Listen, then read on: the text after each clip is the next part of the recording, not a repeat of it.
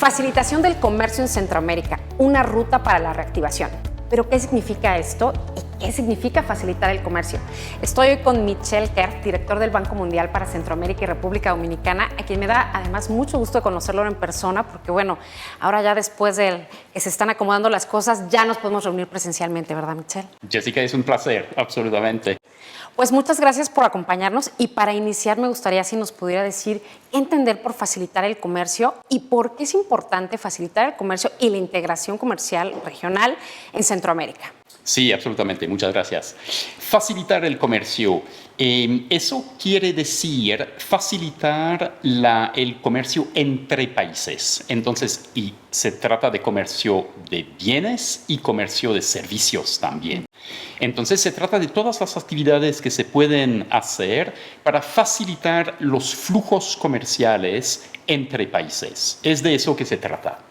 Y entonces, ¿por qué es importante para Centroamérica? Es importante para Centroamérica porque te doy un ejemplo.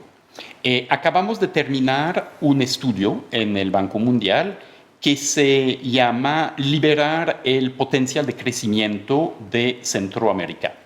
Y la evaluación de este estudio indica que si se pudiera implementar completamente el acuerdo de facilitación del comercio bajo la Organización Mundial del Comercio, los flujos comerciales entre los países de Centroamérica aumentaría de más de 60%. Más de 60%. Más de 60% los flujos comerciales entre los países. Y eso se traduciría por un aumento del PIB, del Producto Interno Bruto de los países de la región en promedio, un aumento de más de 4% al año 2030. Entonces, se trata de una diferencia muy sustancial. Y además, quería enfatizar que la región está muy bien posicionada para beneficiarse de este potencial de aumento de los flujos comerciales. Voy simplemente a mencionar un ejemplo, su posición geográfica.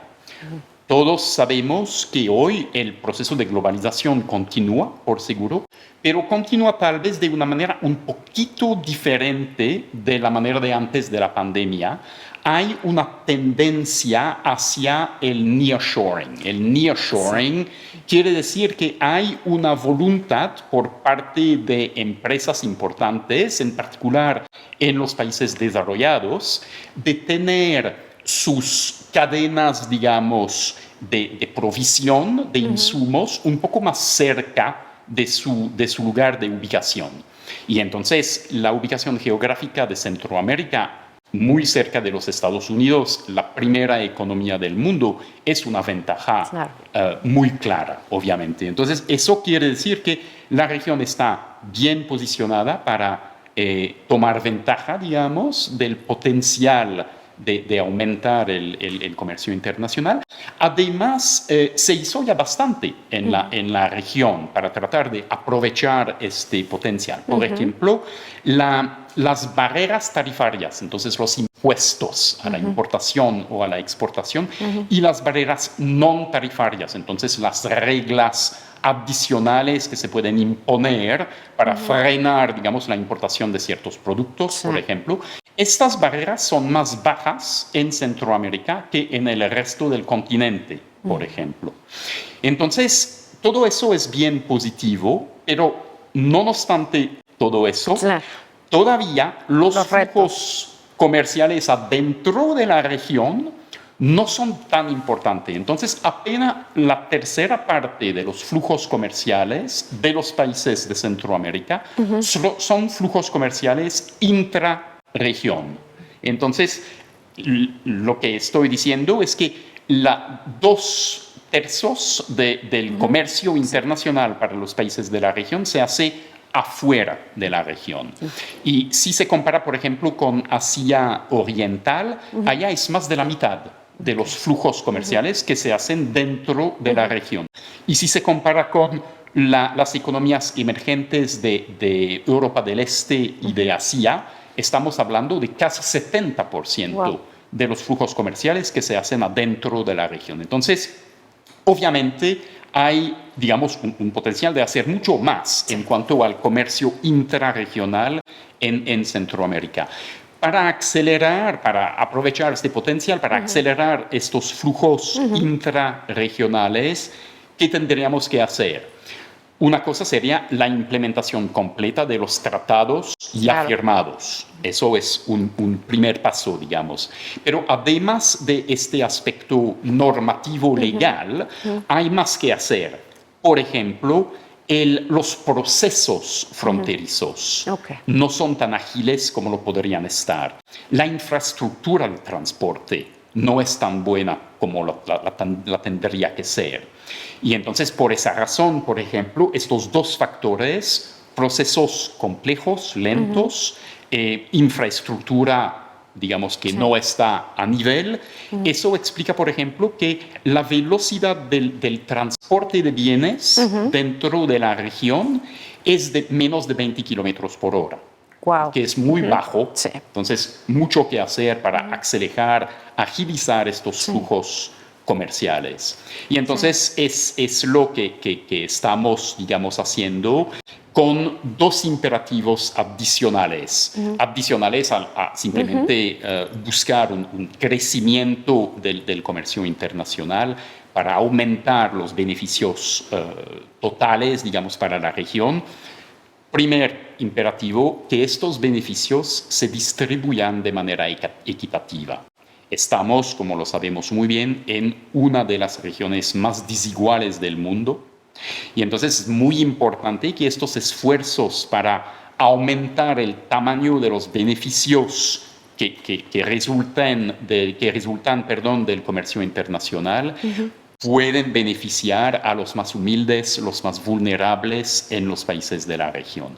Segundo imperativo muy importante, hay que esforzarse de no aumentar las emisiones de carbono, por ejemplo, o el daño al medio ambiente, aumentando estos flujos comerciales. Entonces, el trabajo del Banco Mundial es de apoyar esta agenda de desarrollo de los flujos comerciales, pero con estos dos imperativos muy, muy de frente de la mente.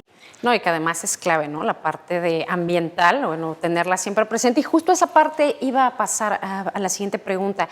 ¿Qué acciones está realizando el Banco Mundial, pues precisamente para esta facilitación del comercio en Centroamérica? Sí, no, exactamente. Muchas gracias. Mira, una cosa obviamente es todo el apoyo financiero que podemos proveer a nuestros países clientes, digamos. Entonces, se trata de mejorar esta infraestructura de transporte que necesita mejoras, como lo sabemos, y tenemos, digamos, proyectos de inversión de este tipo en múltiples países de la región. Pero me gustaría enfatizar aquí no el aspecto de inversión financiera, que es muy importante y que obviamente hacemos, pero también el apoyo técnico que podemos proveer a nuestros gobiernos, digamos. Y entonces se trata, por ejemplo, de eventos como el evento que acabamos de hacer junto con Comieco y Sieca. Es un evento cuyo objetivo al fin es de, digamos, facilitar el hecho de compartir información y lecciones aprendidas y buenas prácticas entre países y entre compañías privadas, porque teníamos los operadores privados participando en este evento también. Entonces es el tipo de cosa que podemos hacer y que puede tener un impacto importante, facilita la conversación, facilita la definición de agenda a futuro y facilita la comprensión de lo que ha funcionado o no ha funcionado en otros países, otras partes del mundo. Segundo ejemplo que te doy a nivel, digamos, multipaís, a nivel regional, sería la revisión regional. Entonces, la revisión del Código Aduanero Regional, que es un código único para la región, y esta revisión... Para Centroamérica. Para Centroamérica.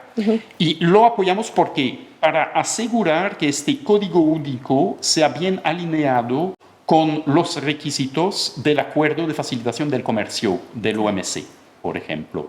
Y dentro de este contexto, hemos apoyado la identificación de datos importantes para poder medir la situación y el progreso hacia flujos más ágiles. Y que eso es clave, ¿no? Porque permite ver como el panorama más completo para tomar decisiones. Para tomar decisiones y para saber dónde estamos yendo, ¿verdad? Sí. Y, por ejemplo, datos como la velocidad promedia de los flujos de bienes a través de la región.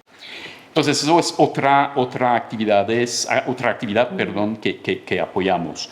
Una otra actividad a nivel regional era el apoyo a los registros de productos alimentarios y bebidas.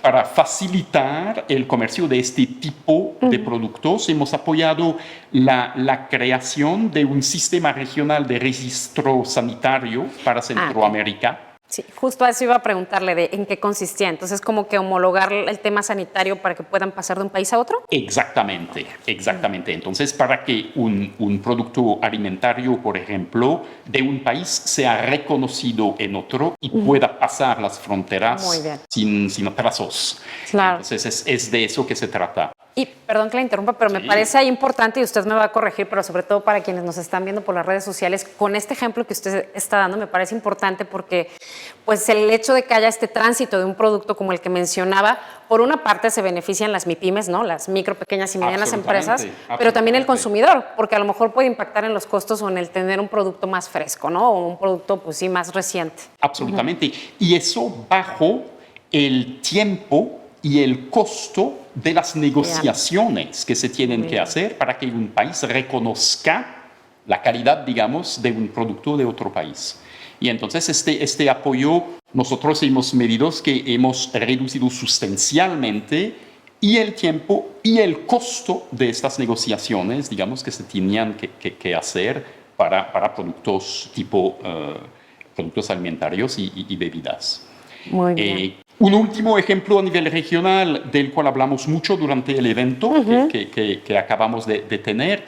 Estamos trabajando con los países de la región para ver si sería posible bajar las tasas aeroportuarias, para bajar los precios de los vuelos dentro de la región e impulsar la creación de de servicios de aviación low cost, digamos, de vuelos a bajo costo dentro de la región, como existen mucho en Europa, por ejemplo. Los vuelos dentro de Europa son por gran parte vuelos a muy, muy, muy bajo costo y eso obviamente promueve el turismo, obviamente, pero también los intercambios más comerciales entre la gente de los países de la región. No, y el consumo, porque al llegar gente a tu país, bueno, pues comen, pasean, compran, entonces se reactiva la economía, ¿no? Que creo que va muy ligado ahora con este foro de facilitación del comercio en Centroamérica, una ruta para la reactivación, que es el foro que comentaba Michelle Kerf, que se realizó en Antigua y que reunió a los países, a los gobiernos de los países centroamericanos, ¿no? Eso fue clave. El sector privado, sector público, ¿no? Los gobiernos. Y organismos como el banco. Exactamente, y trabajamos obviamente individualmente con países también, entonces hay estas actividades regionales de las cuales te di unos ejemplos. Además de eso, por ejemplo, hemos trabajado con Costa Rica y con Nicaragua para facilitar el procesamiento previo a la llegada de bienes. Eso acelera, obviamente, el comercio de bienes entre países que tienen estos procesamientos. Y un último ejemplo que te doy es un ejemplo con El Salvador, donde estamos trabajando sobre procesos de carga aérea. Y entonces es el procesamiento, si quieres, de este tipo de importaciones. Y como resultado de nuestro apoyo, el tiempo de procesamiento de este tipo de carga aérea bajó de 36 horas a 3 horas. ¿De 36 horas a 3 horas? 3 horas. O sea, es abismal el cambio, favorable, además un cambio muy favorable. Exactamente. Muy bien, pues Michelle Kerf, muchas gracias por acompañarnos y por este súper panorama que nos dio acerca de la integración comercial en Centroamérica. Gracias por esta entrevista. Muchas gracias, Jessica, un placer. Gracias, Michelle Kerf, director del Banco Mundial para Centroamérica y República Dominicana. Y yo soy Jessica Bellman, comunicadora del Banco Mundial. Hasta luego.